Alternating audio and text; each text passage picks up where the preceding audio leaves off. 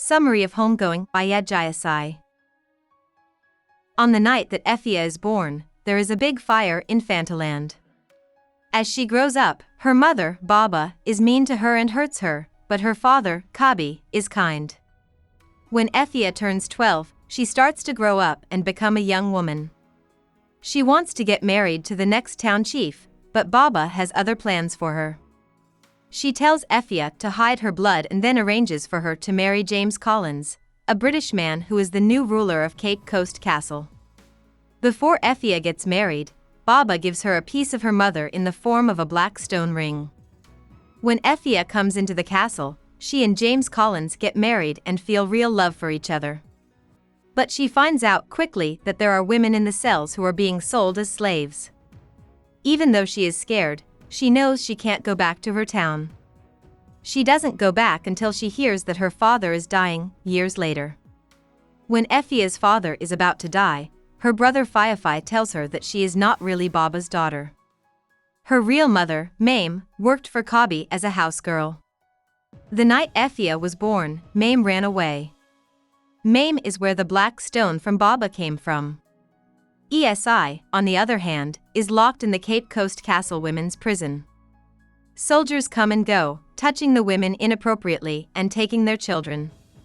ESI was born in Asanteland. His father, Kwame Asare, was a well-known fighter. For years, the Asantes raided other towns, took prisoners, and turned them into slaves and employees. Her mother, Mame, took one of these prisoners as a house girl, but the girl, Abrenoma, wasn't very good at chores and was often beaten. ESI felt sorry for her, so she agreed to let her father know where she was. One night, Abrenoma's father and some other soldiers attacked the town, but Mame was too scared to run away. ESI ran away after she gave him a black stone. She was caught quickly and taken to the castle, where she had to walk for days without water or food. Back in the cell, a soldier pulls her out and rapes her before putting her back in jail. ESI and the other women are put on a ship a few days later, but ESI loses her stone in the cell. K, who is Efia's son, is back in the town where his mother lives to make a deal about the price of slaves. K had always felt like he wasn't white or black, so he was a lonely kid. He became friends with a boy named Kojo from another town, but when his father, James Collins, saw how close the two boys were, he sent K to school in London. K came back after his father died, but he could still feel his father's sadness. K doesn't want to take part in the slave trade, but he also doesn't want to be seen as weak. K agrees to marry Nanaya, the daughter of an Asante king, when his uncle Fiafai takes her prisoner to boost their political alliance. Ness, who is ESI's daughter, works on Alabama farm owned by Thomas Allen Stockham. She doesn't talk to her fellow slaves very much because her mother was a strong, quiet, hard-hearted woman. But Ness has a soft spot for a young girl without a mother called Pinky who won't talk. One day, the son of the master tries to get Pinky to talk by saying he will beat her, but Ness stops him. Ness thinks about how she got to where she is as she waits for her sentence for coming out. At her last estate, she got married to another slave named Sam.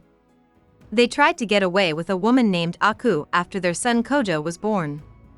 One night, when Ness gave Kojo to Akua to hold, their old boss, who they call the devil, caught Ness and Sam. However, Akua and Kojo were able to get away. Then, Ness was beaten until she couldn't stand, and Sam was hung. Back in the present, Ness can only hope that her son is okay. K, her son James, and Nanaya go to Asanteland for the death of K's father. There, James meets a girl named Akosua who won't shake his hand because his family is involved in the slave trade. He thinks she's interesting, but he knows he could never marry her. Still, he tells her that he will come back for her if she waits for him. When he goes back to Fantaland, he is married to another woman, but he won't sleep with her because he is planning how to get back to Akosua. He pretends to die in a fight and goes back to Asanteland, where Akosua is waiting for him. Ness's son, Joe the Kojo, works on ships in Baltimore. When he was a baby, he escaped from slavery with his mother, Ma Aku. He and his wife Anna, who is also free, have 6 children. They are expecting a 7th child, whom they call H. Joe is afraid of the police in the city and worries all the time that he will be taken back as a slave. The Fugitive Slave Act is passed on the day of his daughter's wedding. If Joe is found to be a runaway slave, he can be sent back to the South to work on a farm. One day, she doesn't come back home. He looks for her for days, but can't find her. Finally, a young boy tells him that he saw a white man put her in a carriage. After 10 years, Joe goes to New York. More states are starting to leave the Union, and the Civil War is getting closer. Abena is James's daughter. She is 25 years old and hasn't married yet. She loves a man named Ohin Nyarko, but he can't marry her until the harvest is good. Even so, he and she start having an affair. When the town keeps getting bad crops, they accuse Abena of being a witch. Ohin goes to another city and gets a cocoa plant from a man. The plant grows well, but Ohin has to promise that he will marry the man's daughter in exchange. Abena, who is now pregnant, decides she can't wait any longer and goes back to the center of Asantaland to find the missionary church there. H, the baby boy of Joe and Anna, was born on a farm. Before he was born, his mother killed herself, so he had to be cut out of her stomach. Even though he was freed after the war, he was sent back to jail for looking at a white woman and then sold to the mining system. He works in horrible conditions for 9 years before he gets his freedom back. Now that he is free, he works in the mines. He joins a union, goes on strike to get better working conditions, and meets up with Ethi again. Abena's daughter, Akua, grows up in the missionary church, where she is treated like a sinner and a heathen. She leaves the church to marry Asamoah, but she can't stop thinking about a firewoman with 2 kids.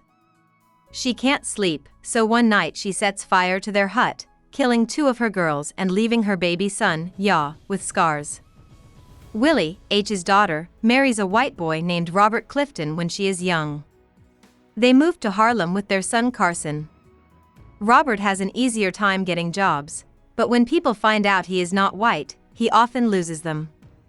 Willie cleans houses during the day and works at a jazz club at night. One night, she sees Robert with 2 of his white coworkers while she is cleaning the bathroom at the club. When the 2 white men find out that they are married, they force Robert to do something bad to Willie for their own pleasure. That night, Robert leaves, and Willie tries to start over with a guy named Eli.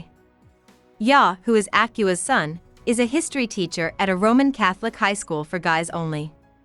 He really wants Ghana to be independent, and he doesn't like his mother because she gave him a bad burn on his face.